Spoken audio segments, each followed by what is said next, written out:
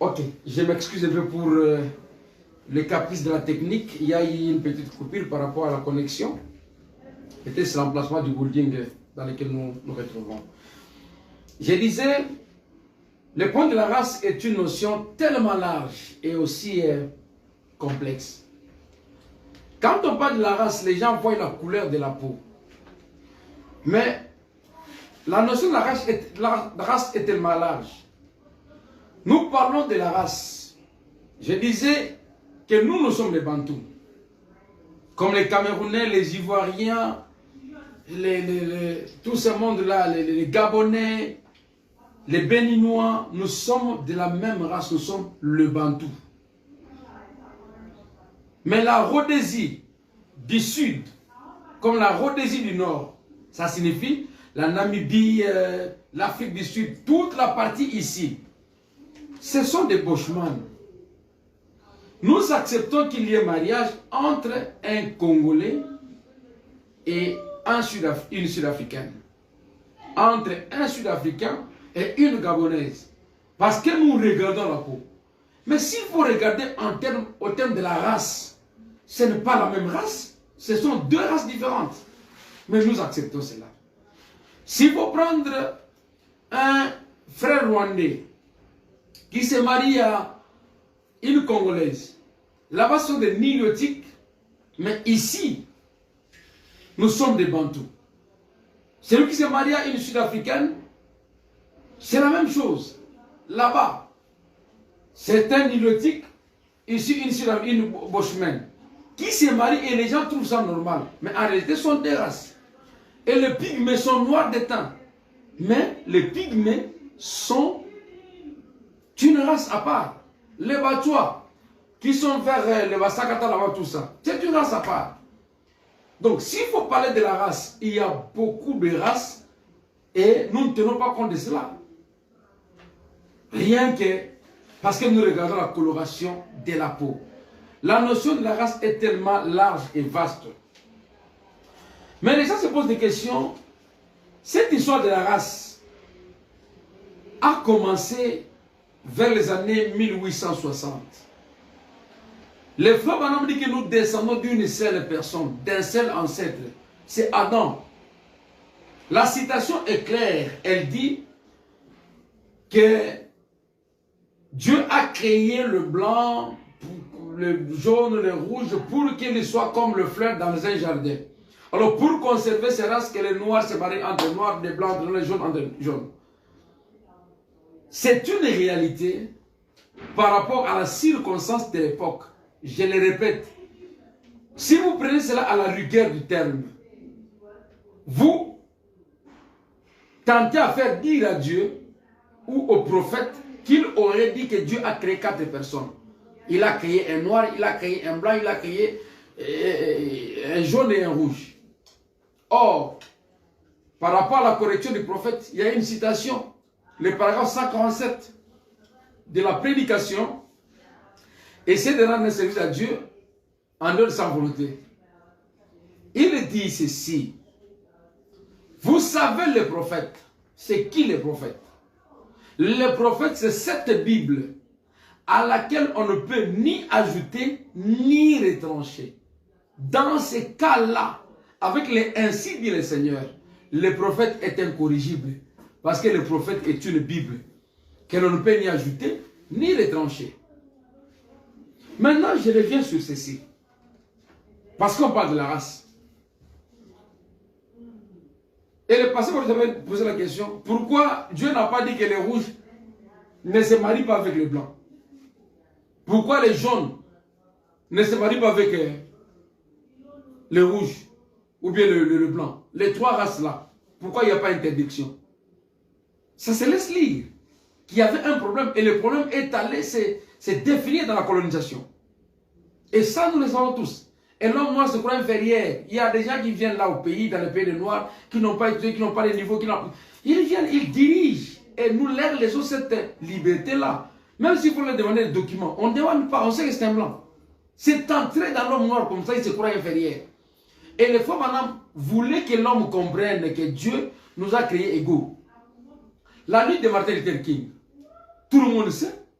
l'objet de sa lutte. C'était pour qu'on reconnaisse que l'homme noir est égal à l'homme blanc. Et la conception telle que décrite dans la prédication, et là où les frères en parlent de... C'est encore quoi? Parlement Célislo, il y a une citation ici. Dans la prédication, la condamnation par représentation. Il y avait une conception comme quoi l'homme noir serait une descendance du mixage entre un singe et Caïn. Ils disent quand Caïn était chassé à l'Éden, il est allé prendre une femme là-bas, c'est comme ça qu'il y a eu naissance de l'homme noir. Et il dit, c'est dans la citation, quand vous regardez la tête de l'homme noir, on dit que la tête de l'homme noir, c'est comme un singe. C'est ça la conception que les gens avaient. Et le faux maintenant était un blanc, bien que le prophète il militait pour que cela n'arrive pas. Et s'il interdisait, il donne des raisons. Il dit, si vous continuez ce mixage de races, vous créerez des morts et des morts. Pour qu'il y ait la paix, il voulait que ces choses aillent. Dans cette prédication, à partir du paragraphe 131, condamné par procuration, par représentation. Je vais y arriver. Mais je commence par la Bible. Je donne des exemples de races. Voyons si Dieu dans la Bible a condamné certaines choses. Nous savons qu'Israël, c'est la descendance d'Abraham. Abraham était mésopotamien par son père, qui j'ai dit, Moïse était mésopotamien par son père Abraham. Aujourd'hui, on dit la Mésopotamie, c'est l'Irak. Et la Chine là-bas, ces rayons-là. Donc Abraham, c'était un Irakien. Son fils Moïse, c'est un descendant irakien. Si on peut se comprendre. Lisons l'histoire, entrez sur le net. Vérifiez. La Mésopotamie d'où venait Abraham, on vous dit que c'est l'actuel Irak. Irak et tout ça, la Chine et tout ça. Mais qui dit s'est marié à Sephora, qui était africaine? Une éthiopienne, une africaine, qui était fille de Jéthro. Et l'histoire l'appelle même figure biblique d'Afrique. L'histoire appelle Sephora figure biblique d'Afrique. Déjà, un Irakien qui s'est marié à une Africaine. L'Afrique, c'était les Noirs. Dieu n'a pas condamné. Je prends un autre exemple. Asnat, la femme de Joseph. Joseph, de la même famille, l'ancêtre d'ailleurs de Moïse, qui vient se marier à la fille d'un prêtre égyptien. Et elle reçut par ce mariage-là ses titres de noblesse en se mariant à Joseph. Et le mariage de Joseph a perdu son caractère d'union illégitime. Donc même à l'époque, c'était illégitime. Ça, c'est la recherche sur Google qui m'amène à ça. On dit que ce mariage-là a fait que l'illégitimité quitte à cause de sa noblesse. Donc c'était illégitime. Voilà que quelqu'un qui vient de l'Irak, qui vient de la Chine, de la Mésopotamie, qui vient se marier à une noire, Asmat. C'est le deuxième témoin. Le troisième témoin, la reine des énigmes, appelée la reine de Séba. Son royaume couvrait l'actuel Yémen, le nord de l'Éthiopie et l'Érythrée. La reine de Midi. Cette reine-là, Yémen c'est en Asie, Érythrée c'est en Afrique, Éthiopie c'est en Afrique. Et cette reine-là est allée vers Israël. Elle a fait des enfants. Elle a fait un enfant avec le roi Salomon.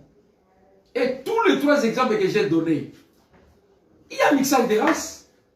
Si vous parlez de Frère Branham lui-même, son père qui était irlando-américain, je crois, et sa mère qui était américaine, qui était indienne Cherokee, c'est la peau rouge et la peau blanche. Et lui-même, comme le disait un frère aujourd'hui, la journée, pendant qu'on parlait de ces histoires, il dit quand vous regardez la chevalerie de Frère Branham, ce n'était pas un blanc. Ce n'était pas un blanc. Il était fruit d'un métissage. Mais quand les gens parlent de ça, ils voient l'hybridation. L'hybridation, il y a la forme, le sens figuré et le sens propre du terme. Dans le sens propre du terme, un hybride ne se reproduit pas. Et quand le frère Branham parle de ça dans la condamnation par représentation, il dit quand on combine deux maïs, ça ne va pas se reproduire parce qu'il y a fusion des semences. Les mulets ne se reproduisent pas. Mais quand on vient à la race humaine, il faut que les gens comprennent qu'il n'y a qu'une seule race humaine, c'est celle qui descend d'Adam. Il n'y en a pas deux. Il n'y a pas de race humaine. Il n'y a qu'une seule race humaine. Et la question se pose maintenant, d'où viennent les peaux, notre race? Pourquoi il y a pluralité de races? Non mais, la Bible est claire. Hein? La race, moi le père Ben m'a appris à l'école, notre professeur de latin, père à son âme. Nous lui avions posé cette question-là en 6e de humanité. Il dit que c'est l'emplacement géographique qui a fait que nous ayons ces différences de races. Certaines personnes semblent douter et disent qu'on ne peut pas démontrer ça. Non, la Bible aussi va nous expliquer en quelques termes. Ceux qui voudront comprendre, comprendront cela. Les gens se mettaient ensemble et les gens allaient dans leur coin par rapport à la compréhension lors de la tour de Babel. Quand Dieu a mis les gens dans le trouble, dans la confusion, pour étouffer leur progrès vers le mal, ça fait que les gens qui se comprenaient se mettent ensemble. Tu parles Chiluba, je parle Chiluba, on se met ensemble. L'autre parle anglais, l'autre anglais, ils se mettent ensemble. Ils se sont éparpillés comme ça, chacun avec la personne qui pouvait la comprendre pour qu'il y ait continuité de vie. Et les gens qui parlaient telle langue allaient dans un coin, dans un coin, dans un coin, jusqu'à ce qu'on ait cette pluralité d'ethnies et de langues et tout ça. Et quand on a eu ce groupe de gens, l'emplacement a fait que notre teinture change. Je crois que c'était seulement le frère Ben qui l'a dit, mais j'ai découvert que la Bible le dit. J'ai découvert que William Branham, notre prophète, le dit aussi. La Bible le dit où? La Bible le dit dans le Cantique des Cantiques, le premier chapitre, le verset 5 et 6. Suivez très bien. Si vous lisez la Bible, je n'ai pas ma Bible avec moi ici, bon, ce n'est pas un problème. Il est dit, je suis noir, mais je suis belle. C'est le soleil qui m'a plutôt brûlé. Donc, la coloration de la peau de cette dame, ce n'est pas que Dieu l'ait créé noir. Et elle dit que c'est le soleil qui m'a brûlé. Et puisque le soleil l'a brûlé, la lecture continue. Ses frères, ses sœurs l'ont traité d'esclave. La peau noire, traitée d'esclavage, des esclaves. Non pas parce que Dieu les a créés noirs, mais parce que le soleil l'avait brûlé. Ok. Je reviens ici maintenant. Je voudrais lire ça. Excusez-moi que je voie la couleur, c'est juste. Qu'est-ce que le frère Branham dit? Il dit ceci. Dans le monde se disloque du 15 novembre 1963. Je répète. Le monde se disloque, ou la dislocation du monde. Prêché le 15 novembre 1963. Le paragraphe 153. Le paragraphe 153. Écoutez, la bouche autorisée. La Bible à laquelle on ne peut ni ajouter ni retrancher. Qu'est-ce que cette Bible-là dit? La vie humaine, cela n'a jamais été la volonté de Dieu qu'un homme domine l'autre L'homme a fait point de suspension. Dieu a créé l'homme et l'homme a fait des esclaves. Écoutez, nous descendons tous d'un même arbre. C'est dans cet arbre-là. L'un peut donner à l'autre son sang pour une transfusion. Qu'on soit jaune, noir, brun, rouge ou quoi que ce soit. Écoutez, nous sommes tous de la race d'Adam. Il n'y a pas de race. Il n'y a qu'une seule race. C'est la race d'Adam. Branham maintenant, qu'est-ce qui a fait que nous ayons cette coloration, cette teinture, cette texture de peau? Branham dit ceci. C'est le pays que nous habitons qui a point de subvention. C'est cela qui a changé notre teint. Cela n'a rien à faire avec la chose. Pas du tout. Jésus est mort pour sauver les pécheurs. Peu importe ce qu'il est, peu importe sa race, nous n'avons qu'un seul sauveur, un seul rédempteur, un seul arbre, une seule origine, c'est Adam. La citation est claire, qu'il n'y a pas de sémence.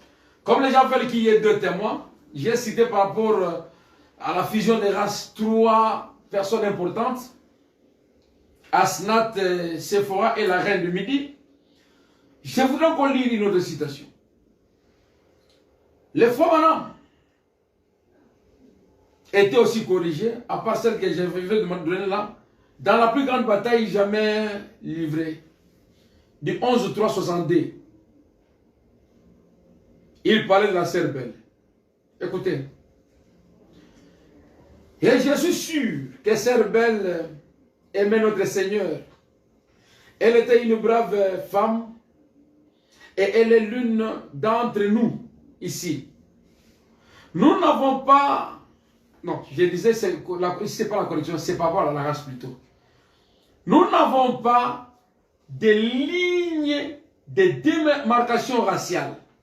Nous n'avons pas de lignes de démarcation raciale. La famille de Dieu ne trace pas de lignes de démarcation raciale. Donc en Christ, quand vous venez même dans les mariages, il dit, mariez-vous entre croyants, pas entre races. Et je pose la question, que je fixe la citation, comme vous avez posé la question. Que nous soyons rouges, bruns, noirs ou jaunes, peu importe blanc, quoi que ce soit, nous sommes frères et sœurs en Christ. Et alors, nous l'aimons. Et elle nous manquera à nous du tabernacle. Là, les frères maintenant parlent maintenant de la sœur belle qui était noire et qui était décédée. Et que Dieu ne fait pas de démarcation raciale. Je pose la question aux gens qui semblent être radicaux. Toi, frère, tu es déjà marié à un noir. Parce que tu es noir. On parle du mariage entre noir et blanc. Tu en fais un problème. Où est ton problème? Tu es déjà marié? Où est ton problème? Et si jamais un couple interracial venait croire la parole chez toi, tu vas le pousser au divorce ou tu vas leur refuser le baptême? S'il t'a apporté la dîme, tu vas leur refuser les bénédictions attachées à la dîme ou tu vas prendre ça? Non. Mais non, s'il faut donner un conseil, je pense que agissez peut-être. Donc, essayez d'agir comme le frère Branham quand il pose la question sur le mariage et le divorce. Il dit, celui qui avait 2, 3, 4, 5 ou 10 femmes, je ne sais pas, qu'il continue avec ses femmes. Mais que celui qui n'était pas encore marié se marie seulement à une femme. Peut-être que ça peut tenir. Mais quand vous commencez à faire des vos bonnes pensées, la parole de Dieu, ça ne va pas. Je continue et vous verrez comment les femmes ont dit que c'est légal. Et quand c'est légal, les frères Branham, la Bible dit que nous devons obéir aux autorités. Et il dit que si un bon citoyen, le bon citoyen, c'est les chrétiens. Tout ça, c'est écrit. Et nous allons arriver à lire ça. Écoutez, dans les questions et réponses, sur la Genèse du 29 juillet 53. La conception d'infériorité de la race noire. Cette conception-là. Je suis dans les questions et réponses sur la Genèse du 29 juillet 53. Paragraphe 108. Je commence une les femmes ont dit ceci. Les gens pensaient que Caïn vint se marier à un grand singe femelle. Ce qu'on appelle, c'est la guénon, hein? Il y a une question. Ok. Il est temps. Je vais... Ok. Et c'est là qu'est venue la race noire. Voyez la conception des blancs sur le noir. Ils disent qu'il y avait un grand singe qui s'était marié à Caïn quand on l'avait chassé. Et c'est ça qui a amené la race noire à l'existence. Écoutez, il dit, si vous remarquez les hommes de couleur, où les têtes ont les têtes un peu pointues, comme celles des singes. Écoutez le niveau de raisonnement des gens. Ils disent que les hommes noirs ont des têtes comme des singes. Ils ont des têtes comme des singes. Et c'est là qu'est sortie la race noire. 109. Si tel était le cas, la race noire allait disparaître après le déluge. Parce que, au déluge, seul Noé et sa famille étaient entrés dans l'arche. Alors, si Noé et sa famille étaient entrés dans l'arche, le monde, l'humanité entière aurait aujourd'hui la race de Noé. Hors de Noé, il y avait 3 semences, Sem, Cam et Japheth. Et sa famille était la seule race qui était restée. D'où alors proviendrait la race noire? La race noire provient du même arbre que nous. De même que tous les êtres humains, de même, vient du même arbre. Il n'y a aucune différence. Écoutez les femmes, il n'y a aucune différence, c'est exact. Nous sommes tous, point de suspension. L'un peut être jaune, l'autre peut être brun, l'autre noir, l'autre blanc, l'autre pâle, l'autre rouge. Tout simplement comme cela. Il continue, dit, mais vous pouvez tous, vous provenez tous d'un même arbre. Ça, ce n'est que la partie physique. Vous êtes un être humain exactement pareil, créé ici par Dieu. Non, si la question, envoyez la question, je vais écrivez, envoyez ça, il n'y a pas de problème. On a posé une question, écrivez, envoyez-moi la question. Est-ce que vous suivez? Toutes les races proviennent des mêmes arbres. Toutes les races, les noirs, les jaunes, les bruns, nous provenons d'une seule personne, des mêmes arbres. Vous êtes tous des êtres humains exactement pareils. Quand on dit exactement pareil, ce n'est pas qu'il y a des sous-produits. Il n'y a pas de sous-races. Dieu a donné le même salut pour les noirs, pour les blancs, pour les jaunes, pour les rouges, pour les bruns, pour les bleus. Peu importe la race. Nous n'avons qu'un seul salut, un seul maître, un seul créateur. Et Dieu n'a pas créé deux personnes. Dieu n'a créé qu'Adam et lui seul. Comme Dieu a créé Adam, nous n'avons qu'une seule race. Écoutez. Le frère Bonhomme dit ceci. Quand on parle de l'hybridation, la connaissance par représentation, du 13-11-60, le paragraphe 131, vous descendez. Il commence par parler de Dieu le tiendra responsable, pour responsable Adam et Ève. Pour l'hybridation, Dieu tiendra ces deux gens-là responsables.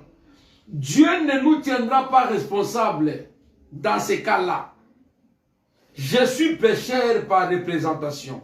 C'est Adam qui a péché. Nous sommes entraînés dans le péché d'Adam, mais ce n'est pas nous qui avons péché. C'est comme ça qu'il a pris sur la condamnation par représentation. S'il y a quelqu'un qui a hybridé, c'était Ève. Ce n'est pas nous. Et nous sommes représentés de péché. C'est comme ça que nous sommes frappés par les péchés. Je continue. 135. L'hybridation. Quelle brave femme de couleur voudrait à un blanc pour avoir de milâtre? Là maintenant, il donne les conseils. Et si vous lisez les débuts de cette citation pour arriver à cette histoire, le frère Branham dit, le frère Branham est en train de dire que il veut poser la question. Ok. Shalom pasteur. Nous vous suivons depuis ici en ligne, là où nous sommes. Bon, il y a une question que vous parlez, il y a une seule assumée. Bon, il y a comme il y a un saying qui dit que le noir vient descendre de Shem, le dernier fils de Noé qui fut maudit après avoir vu la nullité de son père. C'est une vérité, il y a une clarité sur ça. On dit que le noir provenait d'un singe. Ouais, de Shem, le dernier fils de Noé qui avait vu la nullité de son père et qui fut maudit. Donc, ils disent que c'est une malédiction d'être noir. C'est une conception.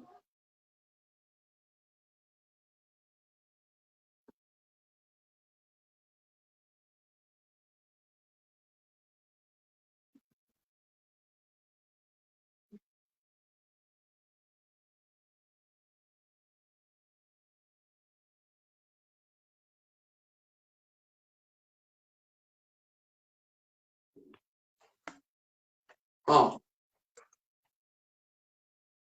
Ça va. Ils disent que c'est les frères viennent de répondre à cette question. Il dit que si tel était le cas, la race noire allait disparaître. Mais jusqu'à aujourd'hui, la race noire continue. La race noire continue. Il a bien dit, le prophète a répondu que notre race, nos races provient de l'emplacement géographique. Ce sont les pays que nous vivons. Et la Bible a su illustrer la question par la reine de Séba. Dans le Cantique des Cantiques, chapitre 1er, verset 5 et 6. Là où il est dit, je suis noir, mais je suis belle. Pourquoi je suis noir? C'est parce que le soleil m'a brûlé. Dans l'endroit où elle vivait, a fait que les climats changent sa peau. Voilà un peu ce que je peux répondre. Mais dire que la race noire est maudite, dans plusieurs situations, que l'homme noir a des qualités, des vertus que l'homme blanc n'a pas. C'est l'homme noir, le c'est quoi? Inférieur, qui s'est laissé coloniser. Mais devant Dieu, le sang qui nous a sauvés est identique. Il n'y a pas un sang supérieur à l'autre. C'est comme ça qu'on peut s'échanger des organes. Les sangs par transfusion, comme l'a dit le prophète, est tout identique. Il n'y a pas quelqu'un qui soit supérieur à l'autre créature de Dieu. Je crois avoir répondu à la question. Je peux continuer. Merci. Ok, merci beaucoup, bien-aimés frères, pour votre compréhension. Alors, le fond, on en a un qui lié le message. Parce que le métier créait déjà un problème. Et il a dit dans certaines prédications, même ici, les colorés, le métis sont toujours agressifs. Ils n'appartiennent ni aux noirs, ni aux blancs. Et quand ils vont chez les noirs, ils sont rejetés. Quand ils vont chez les blancs, ils sont rejetés. C'est comme la race a problème. Donc, pour ne pas arriver dans cette situation, il conseille aux gens de conserver la race. Et si on parle de la conservation de la race, selon nous, le point du message, notre véritable race, c'est le message du temps de la fin. Et c'est ça notre race. La foi chrétienne. Nous devons nous marier entre croyants, sans tenir compte de la coloration de peau. Parce que la peau, ce n'est pas l'intérieur. Et il faut qu'on dise, j'ai des situations où on dit, l'intérieur, c'est la même chose. J'ai lu. Paragraphe 137 à 138. Que la race brune se marie avec la race brune. Que la race blanche se marie avec la race blanche. Et toutes les autres restent telles que Dieu les a faites. C'est là où j'ai dit, si on prend cela dans le sens strict du terme, on dirait que Dieu a créé la race brune, la race jaune, la race noire. Il a commencé par dire que nous n'avons qu'un seul âme, c'est Adam. Donc s'il y a une race à se marier, c'est la race d'Adam. Et la race humaine, il n'y a qu'une seule race humaine, il y en a 149. Toujours la condamnation par représentation du 13 novembre 1960. Il dit ceci. Dieu comprend une seule chose. Cette chose, c'est le sang. C'est tout ce qu'il comprend. Il connaît le sang. Il ne sait pas faire la distinction sur base des couleurs. Est-ce qu'on peut se comprendre sur cette situation? Dieu ne sait pas faire la distinction sur base des couleurs. Donc, Dieu, pour lui, c'est le sang. Dites-moi, le sang des Calatis, des colorés, de mulâtres, est différent de notre sang. Il y a le même groupe sanguin. Il y a le même résus. Il y a les mêmes organes. Et on peut faire des échanges. L'homme reste homme. L'hybride ne se reproduit pas. Donc, quand on parle de l'hybridation, ici, s'il faut aller dans le sens du mariage, le contexte du mariage, l'hybridation que nous refusons, c'est ce qu'on appelle le mariage mixte. Et les frères, par exemple, disent que Dieu n'a jamais pardonné ce qui soit de moi, l'association avec les incroyants. Qu'il n'y ait pas de relation entre les croyants et les incroyants. Là, nous sommes catégoriques. Mais quant à la coloration de peau, il dit, il connaît le sang. Il ne sait pas faire la distinction sur base de couleur. Il ne sait pas faire la distinction sur base des races. Que l'homme soit noir, que l'homme soit bleu, que l'homme soit blanc, que l'homme soit brun, ou quelle que soit sa couleur, Dieu ne sait rien de ces choses-là. Ils sont ses fils et ses filles. Il les a faits pour qu'ils soient son jardin de fleurs. Il aime le regarder tels qu'ils sont. Laissez-les comme ça. C'est là où il voudrait que le tension qu'il y avait aux États-Unis, qui jusqu'aujourd'hui persiste, les Allemands qui se croient les vrais blancs, qui vivent à couteau tiré avec les autres, qui croient qu'ils sont de la race supérieure. Aux États-Unis, il y a des restaurants où le noir n'entrait pas. Si un noir entre, tout le monde sort. Il y a des services jusqu'aujourd'hui, on nous apprend, je n'ai jamais été là-bas, où quand on voit un noir entrer, les blancs quittent. Il y a des écoles où on n'admettait pas. Vers les années ici, 70-80, oh, c'est les premiers noirs à avoir étudié à l'université. Pourquoi? Ils n'en avaient pas accès. Donc, il y avait marginalisation, il y avait des problèmes sérieux que nous connaissons tous. Donc, ne vous en prenez pas pasteur parce qu'il a dit ça. J'ai dit les citations. Bon, quand on parle de ces jardins de fleurs, est-ce que dans ces jardins-là, on exclut les métis? Donc, je veux les noirs, les blancs, je ne peux pas les métis. Ça, c'est moi, c'est une parenthèse qui... Écoutez, 156. Tout ce que Satan fait, c'est de le pervertir. Ce que Dieu a créé, c'est le pervertir et ce que Dieu a créé. Et l'injustice, ce n'est pas la justice, ce n'est que la justice. L'injustice n'est que la justice pervertie. Écoutez maintenant, là où il s'attelle, au paragraphe 156. Il est légal, suivez bien s'il vous plaît, il est légal pour un homme et une femme de se marier. Il n'a pas parlé de race. Quand on dit légal, il sort de son contexte. Il prend la loi maintenant témoin. Et il ne faut pas dire que les bons citoyens, c'est les chrétiens. Il sort de son contexte. Il dit clairement ici. C'est légal. C'est légal. Donc la loi donne la permission qu'une femme et un homme se marient sans tenir compte de nos pensées. Et il ajoute, de se marier, mais pas de courir ailleurs. Et si vous lisez l'histoire de la brochure, il ramène le mixage, l'hybridation à la naissance de Caïn, donc les serpents qui cohabitent avec Ève. C'est là qu'il amène cette hybridation. Et il dit que ce n'est pas nous qui serons condamnés, c'est Adam. Nous sommes condamnés, oui, mais par représentation. Il dit, voyez, c'est de la perversion. La mort, c'est une vie pervertie. Et une église pervertie provient d'une église originelle. Déjà ici, il montre ce qu'il est en train de montrer là. Qu'est-ce qu'il montre ici?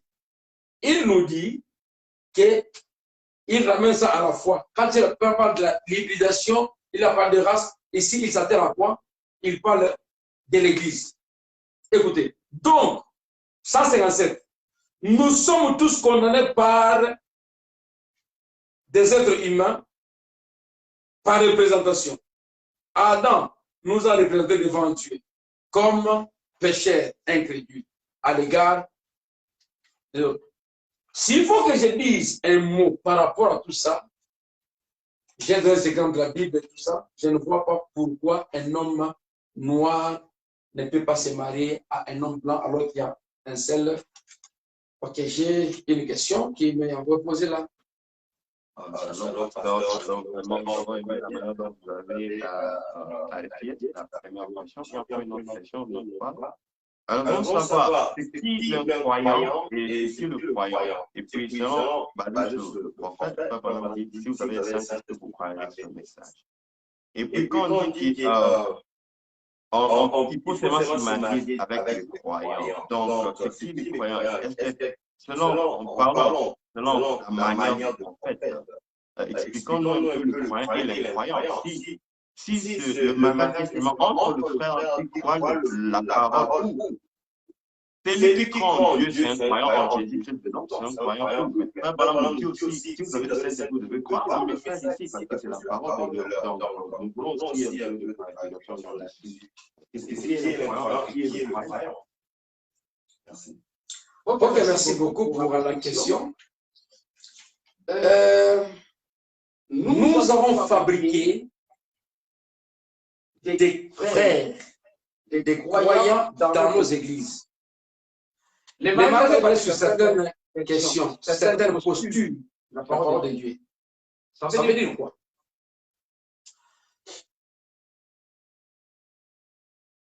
Le principe de mariage, c'est que 1 plus 1 égale 1.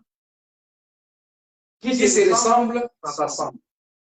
Comment deux personnes peuvent-elles passer ensemble sans qu'elles soient d'accord? Dans nos églises, il y a 3 sortes de croyants. Les voleurs sont nos brebis. Les chrétiens sont nos brebis. Les féticheurs sont nos brebis. Et j'ai toujours dit que dans une église locale, le pasteur de l'église locale a plus de brebis que le Seigneur Jésus-Christ. Pourquoi? Sont brebis de Jésus, seuls, ceux qui sont baptisés de Saint-Esprit. Mais tous les restes l'appellent pasteur. Les voleurs, les bandits, l'appellent pasteur. Et les prophètes nous conseillent de prier jusqu'à l'exaucement. Si un frère est dit frère, mais il va se marier à une non-croyante, la réponse se trouve dans les choix d'une épouse. Et dit, si vous dites que vous êtes chrétien, vous allez vous marier à une reine de sexe. Dans votre cas, vous êtes un roi de sexe. Si vous allez vous marier à une femme qui porte des shorts, des culottes, dans votre cœur, il y a la culotte. Si vous allez vous marier à quelqu'un qui fume, bien que vous ne fumez pas, dans votre cœur, il y a la cigarette. Dieu ne se trompe pas. Vous venez à l'église, vous fréquentez l'église, mais en réalité, vous n'êtes pas un croyant. C'est pourquoi moi, je ne choisis pas les femmes pour les frères, je ne choisis pas non plus des frères pour les sœurs, mais que les gens aillent. Parce que votre choix détermine votre nature. C'est ce que dit le frère Branham dans le choix de Dieu. Montre-moi qui tu fais quand je te dirai qui tu es. Voilà comment je peux répondre à cette question. Donc,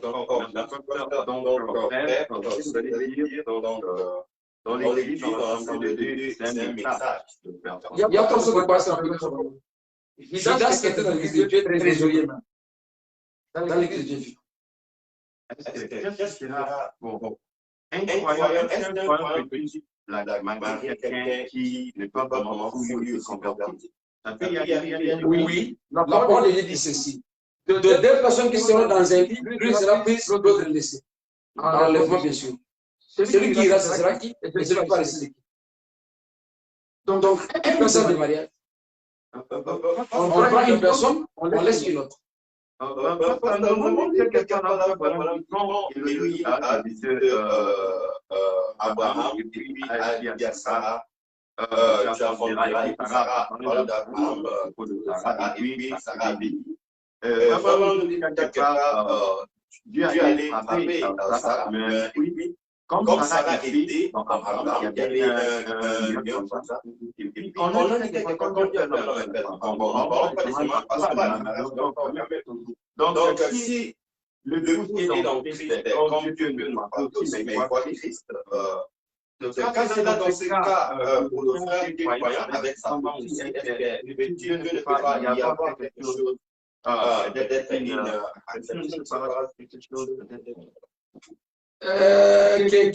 la personne qui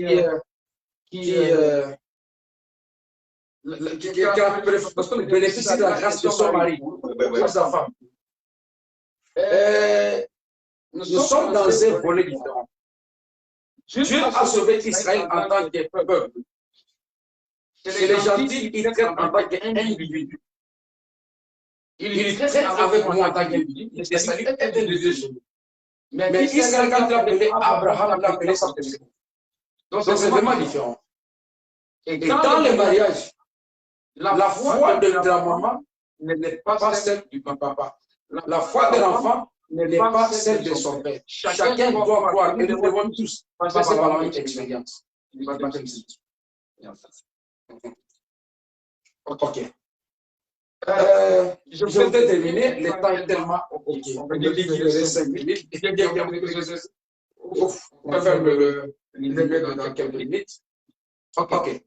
Pour d'autres questions, là je saute ici parce que on dit croire que Jésus-Christ, parler de Jésus-Christ aujourd'hui, c'est la question ici, parler de Jésus-Christ aujourd'hui, c'est être regardable. Non. Ça, c'est pas vrai. C'est pas vrai. Jésus-Christ, son nom est bien comme maman de l'Église. De l'Antiquité au Moyen-Âge, ça reste le même. Peut-être la compréhension ou la manière que la personne a transmis est différente, c'est ce que nous sommes. Mais croire en Jésus-Christ, c'est ça, le fondement de la foi. Le ciel n'a qu'une seule foi, c'est Jésus-Christ. Pour y entrer, ce n'est pas juste qu'on a. Il n'y a pas une autre foi. On a demandé une autre question. Si je vois, est-ce que le frère Branham, c'est le chemin, la vérité, la vie? Dans l'écriture est claire. Le seul chemin, comme les chants de l'Écriture. Ainsi, pour entrer là au ciel, le Seigneur Jésus. Cette chanson-là est claire. Le seul chemin pour entrer au ciel, la seule vérité, la seule lumière, la lumière du monde, les choses de la justice, c'est le Seigneur Jésus-Christ et lui seul. J'ai dit ici au début, j'ai lu le frère Branham au 245, page 797, c'est au tome 2. Si tu ne dis pas ce que lui a dit, tu ne crois pas ce qu'il dit. Le seul chemin, Jean 14 est clair, c'est le Seigneur Jésus-Christ. L'autre question que je me pose ici, par rapport au temps, bien sûr, je réponds rapidement. S'il y a des questions, envoyez-les, on saura comment répondre, même prochainement.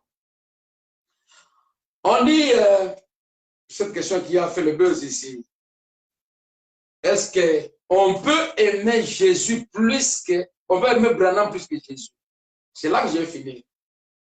No way. No way. No way.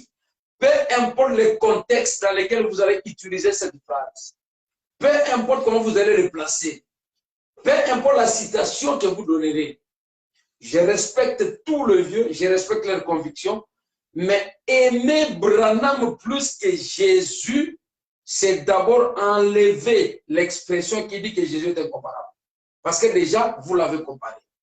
Alors que lui-même dit, essayez de m'égaler à Jésus-Christ, c'est faire de moi un antichrist. Mais là, on ne l'a pas égalé. On l'a placé au-dessus de Jésus. Et aussi, Dieu est amour. Jésus est l'amour. Comment vous allez aimer l'amour plus que... Déjà, lui, c'est l'amour. Dieu est amour. On ne peut pas aimer plus que l'amour, plus que l'amour lui-même. Et aussi, je descends un peu pour que les gens comprennent.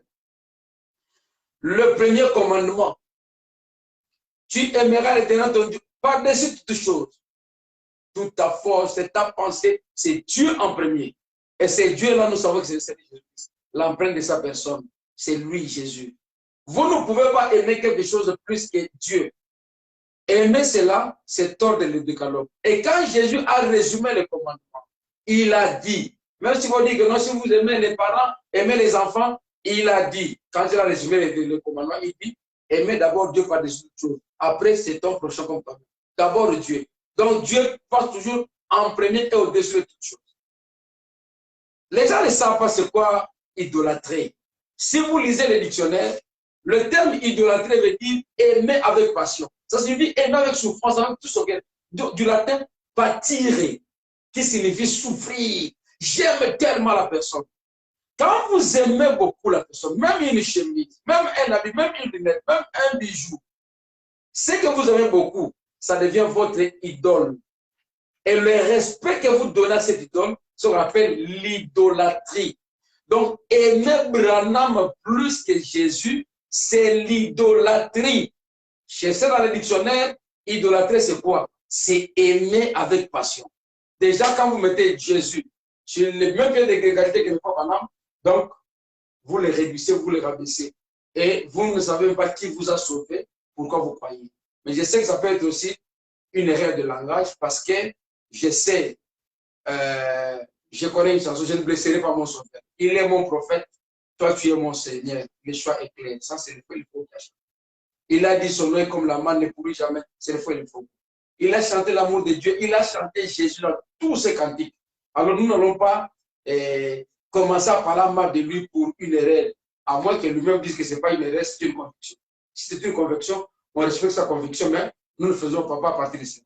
Mais sinon, avant toutes les chansons, l'expérience, comment Dieu a évolué avec lui, je le vois loin de dire ça. Je ne pense pas qu'il peut dire ça. Donc, qu'est-ce que je dirais? Il y a eu beaucoup de questions, mais le temps nous fait défaut. Qui est l'incroyant et qui est le croyant? Le croyant et l'incroyant, ce n'est pas un tatouage, c'est Dieu baptisé dessus. Et seul Dieu connaît le croyant. Il y a deux pasteurs qui vivent à l'église, qui prêchent, mais qui ne sont pas des croyants. Parce que les diables, il faut vraiment dire que les diables pendant 7 ans et va les élever jusqu'à prendre des places dans le temple et commencer à prêcher. Pour te séduire, on n'a pas une visite du monde. Il faut comprendre quelqu'un dans le camp en qui tu vas croire, en qui tu veux croire, pour qu'il te séduise. Le Saint-Esprit de l'âge est-il une personne singulière ou en chair? Non, non. Et on a demandé encore, est-ce que le Saint-Esprit, le messager de l'âge, c'est le Saint-Esprit? Tous les âges n'a qu'un seul messager, c'est le Saint-Esprit. Depuis Éphèse jusqu'à la Odyssée, c'est le Saint-Esprit qui est toujours le messager. À part le Saint-Esprit, il n'y a pas un messager. Tout ce que Branham dit, c'est l'inspiration du Saint-Esprit. Il attendait que les choses descendent pour qu'il parle. Il s'attendait à ce que Paul, Irénée, Martin, Colomba, tous Wesley, tout ce monde-là attendait que Dieu les plante. Et Dieu, c'est lui, le Saint-Esprit dans la troisième dispensation. Il était Jéhovah, Dieu au-dessus de nous. Il est devenu Jésus-Christ, Dieu parmi nous, Dieu dans son peuple Emmanuel. Et aujourd'hui, c'est Dieu dans son peuple, pas dans une personne. Il faut vraiment dire tout ce qui est dans le Père est déversé dans le Fils. Tout ce qui est dans le Fils est déversé dans son Église. Il met une virgule, pas dans une seule personne. Donc le Saint-Esprit, ce n'est pas une personne singulière. C'est une personne par rapport à sa nature. Parce que la Bible disait que le Saint-Esprit est une personne. La personne du Saint-Esprit, c'est normal. Mais ce n'est pas un homme physique avec une bouche, tout ça. D'ailleurs, on appelle saint. Et en anglais, c'est bien traduit. Holy Ghost. Esprit fantôme. Holy Ghost. Saint fantôme. Fantôme. Donc, quand on dit ça, en français, ça paraît comme une injure. Mais en anglais, c'est ça, ce que veut dire Saint-Esprit. Holy Ghost. Holy Ghost. Donc, un saint fantôme. Quoi encore ici? Je vois une question. Le Fils de l'homme, le Fils de l'homme, il y a une différence entre un Fils de l'homme et le Fils. C'est un autre sujet qui va la prendre ici. Mais s'il y a un jour où on peut développer cela, il faut détendre le ferron. Le Saint-Esprit, quand Jésus-Christ parlait de lui, le Saint-Esprit, faisait-il allusion à notre personne? De quoi s'agissait-il? Quand Jésus-Christ parlait de quoi? De lui, le Saint-Esprit. Le Saint-Esprit, c'est la nature de Dieu. Le Saint-Esprit, c'est Jésus qui vient vivre dans l'être humain. Il avait dit, il vous est avantageux que je m'en aille. S'il ne parle pas, son esprit ne viendra pas. Alors, pour que l'esprit vienne, il aurait fallu que l'expiation se fasse d'abord. Pour que l'homme, vous et moi, nous soyons lavés, afin que son esprit vienne habiter en nous. Voilà. Je crois que le noir est une malédiction. Non, non, non. Le noir n'est pas une malédiction. C'est une créature de Dieu. Il faut vraiment dire que c'est l'emplacement géographique qui a changé son Dieu. Les noirs sont-ils le descendant des 3 fils de Noé? Oui, nous sommes tous là parce que le frère Branham a dit dans la connaissance par représentation que si nous ne descendons pas de ce groupe-là, la race noire allait disparaître. Parce que après les déluge, tout le monde était mort. Nous sommes restés avec 3 personnes. Donc, 8, je dirais. 4 personnes et 4 couples, ça fait 8 personnes. Donc, si la race noire existe, ce n'est pas question de la progéniture de Noé, mais Branham a dit que c'est l'emplacement géographique. Ça, c'est Branham qui a dit ça. Ah. La vraie mission de Villa, par exemple, c'est d'avoir 4 américains, des enfants de père, et j'avais déjà répondu au début là, et vers se tourner dans le 10. Mariage du non-croyant est-il permissible? Mariage du non-croyant, je n'ai pas compris. Mais le mariage, d'abord, c'est une institution divine. Quand les gens se marient, ce n'est pas pour venir à l'église. Ils se marient parce que Dieu veut que les gens se marient. C'est d'abord l'écriture. Et ça, pour les croyants, les non-croyants, si vous lisez mariage divorce, il faut par exemple donner cela au magistrat. Il dit, pas un magistrat marché ivre, que le magistrat prenne la chose. C'est pour dire que ça concerne tout le monde, croyant ou non-croyant. Je crois que c'est presque tout. Il y aura beaucoup, mais ce sont les mêmes questions qui reviennent. C'est quoi se marier exactement avec la personne qui dit quoi comme vous? J'ai illustré ici en parlant du mariage entre les croyants. Votre choix détermine votre nature, ça détermine ce que vous êtes à l'intérieur. Je crois que l'état est tellement avancé. Et vraiment, là où j'ai bronché, là où il y a eu des erreurs, veuillez m'en excuser. Et s'il y a des questions à poser, continuez à poser des questions, nous aurons le temps de répondre. Vraiment, là où j'ai été une pierre d'achoppement pour un frère commissaire, veuillez vraiment me pardonner pour que dans les jours à venir, nous puissions essayer d'améliorer. Mais pour ce soir, là où vous êtes, que le Seigneur vous bénisse richement, portez-vous bien et bien de bonnes choses. Comme conseil, ne haïssez pas vos frères, aimons-nous les uns les autres, c'est le commandement. Et c'est ça même qui est lié, attaché à une promesse, comme quand nous irons au ciel. Si tu vois ton frère au ciel, tu ne vas pas le chasser pour dire qu'il ne croit pas comme là-bas. C'est l'amour qui va entrer, donc oublions la différence, évoluons selon la grâce divine, chacun sa grâce, chacun sa place, et ensemble, essayons de tenir main dans la main pour que nous puissions amener ou élever plus haut les drapeaux de notre Dieu qui est l'Évangile. Que le Seigneur bénisse, que Dieu guérisse les malades, qu'il délivre les captifs, qu'il les regarde de tous les chemins de salut et que la paix du Seigneur demeure dans la maison. Ciao.